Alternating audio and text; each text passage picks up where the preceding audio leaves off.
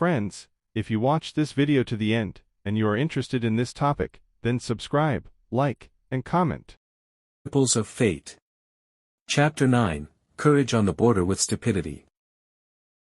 John, as the mountain charged toward Loras with his enormous greatsword, John didn't know what was driving him at that moment, but in the blink of an eye, he vaulted over the railing of the stands and rushed forward, drawing his sword from its scabbard even before his Lord Father's voice called out behind him, ordering him to stop. It all happened so quickly. The mountain had already unhorsed Loras and raised his bloodied sword for the killing blow. John used all the strength he had to block the enraged giant's blow with his blade. Clegane took a half-step back and looked down at him. John saw pure fury on his face, presumably because John's blade had prevented him from accomplishing what he had intended. For a moment, John scolded himself for either stupidity or excessive bravery. He wasn't sure which of the two had led him to this situation. With a roar, Ser Gregor aimed his gigantic sword at him. John moved automatically, dodging and parrying every blow, which only infuriated Gregor even more. Now he understood why this man was called Tywin Lannister's mad dog behind his back. If John hadn't blocked in time, the mountain's enormous sword would have cut him in half. "Stop this madness in the name of your king!" Robert thundered, striding onto the rest ale with 36 Baratheon guards and 4 Kingsguard.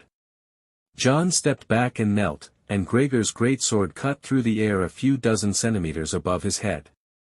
Ser Gregor roared in anger, but looked at the king, surrounded by the Kingsguard and a dozen Baratheon knights and guards. He threw his sword to the ground in rage and, without another word, growled as he stepped out of the Ristalesha. Pushing Ser Barristan out of the way, "Let him go," the king shouted to his men, and the crowd parted before the mountain to make way for him. John rose to his feet and watched him go when a hand fell on his shoulder.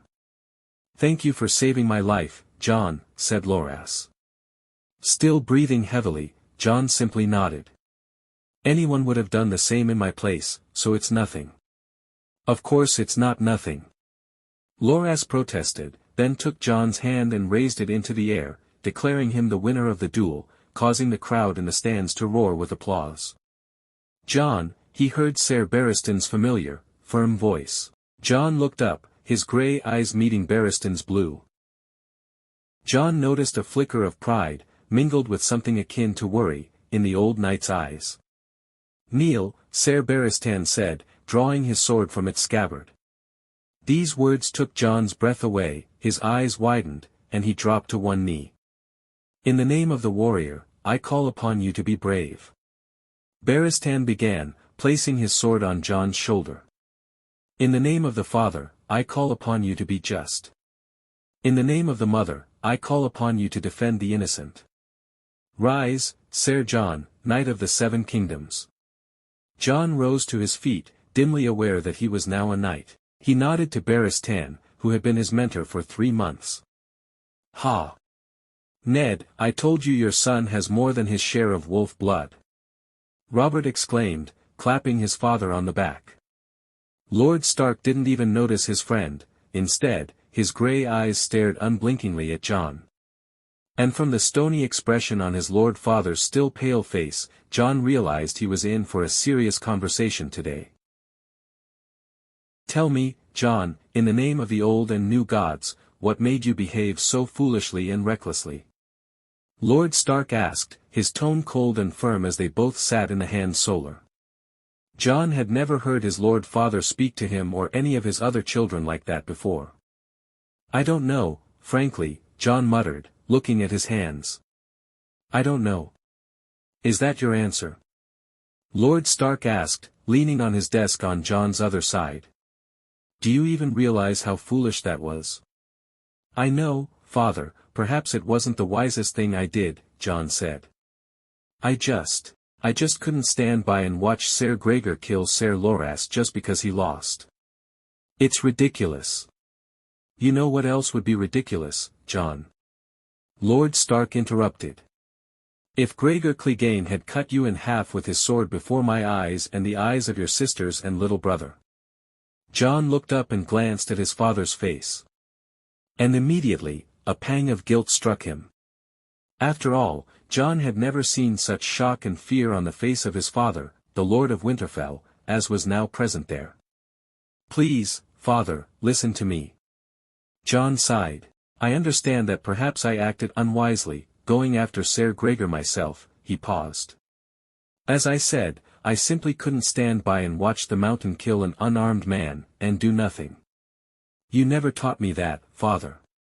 At Jon's last words, Lord Stark's grey eyes softened slightly, and he sighed heavily as he sat back down at his desk. For a moment, silence fell between them. Jon looked at his Lord Father, who in turn stared at a single spot on the table.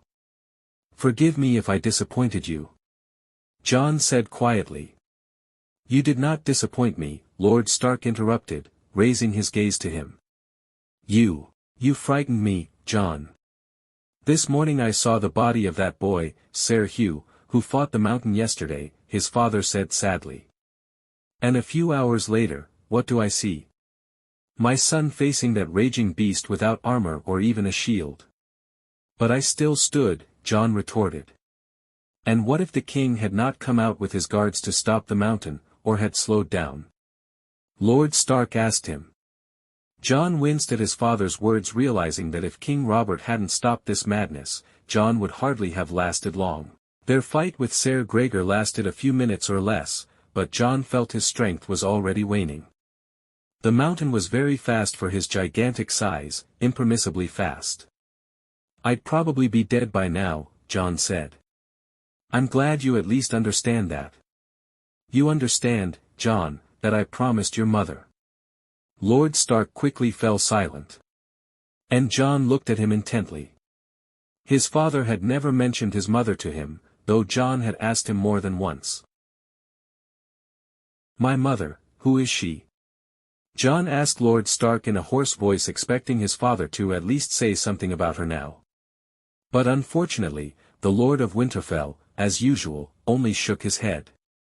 "Jon, when the time comes, I will definitely tell you about her, I promise." "And when will that time come?" Jon thought angrily, but decided not to argue with his father again. "Now go and prepare for tonight's feast," Lord Stark said, rising from his seat and walking to the window, letting Jon know that their conversation was over. Jon also rose from his seat and headed for the door, his hand already touching the handle when he stopped and looked at his father again. "My mother." "Jon, I already told you." "What did you promise her?" Jon asked him. "If you won't tell me where she is or who she is, then at least tell me you promised about me, please, father." "I promised her to protect you," Lord Stark said, looking over his shoulder.